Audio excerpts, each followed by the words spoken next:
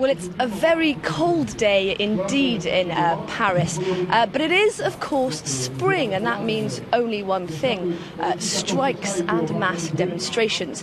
Now, there are two mass demonstrations taking place in Paris today, one by a number of public sector workers, another one specifically for rail workers. Now, the one beginning here at Gare de Bercy, as you just said, is going to be attended primarily by air traffic controllers, by teachers, and also by some medical workers. Now, President Emmanuel Macron, when he began his presidency, he said that he planned to scrap 120,000 public sector worker jobs. And people demonstrating here are understandably worried about what this might mean for their future. They're particularly worried about government plans to introduce a number of redundancy packages, and also government plans to reduce the number of long-term employment contracts available. Now, later on, we'll be joining a demonstration by rail workers.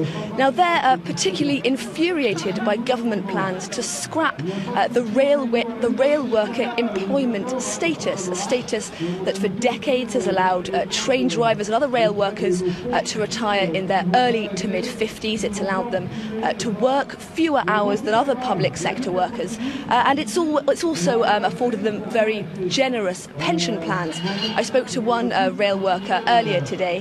He said that in the same way that other professions have certain protections according to the risks their jobs entails, journalists, for example, have a specific status here in France, rail workers too are entitled to the same protections. That's what he told me. So is it just this entitlement that's provoking President Macron to try and change things?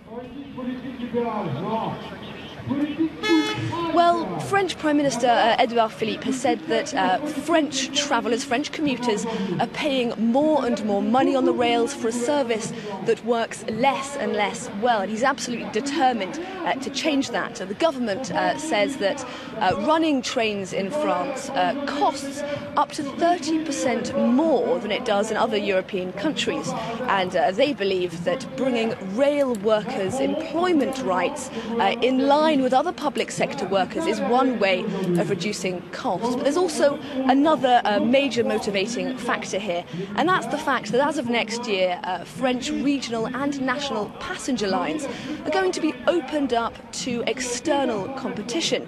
Now, the government says that this current SNCF reform plan is intended to make the SNCF more profitable and therefore more competitive. But unions really aren't buying that. In fact, they accuse the government of trying to eventually privatise the SNCF. That's something the government denies.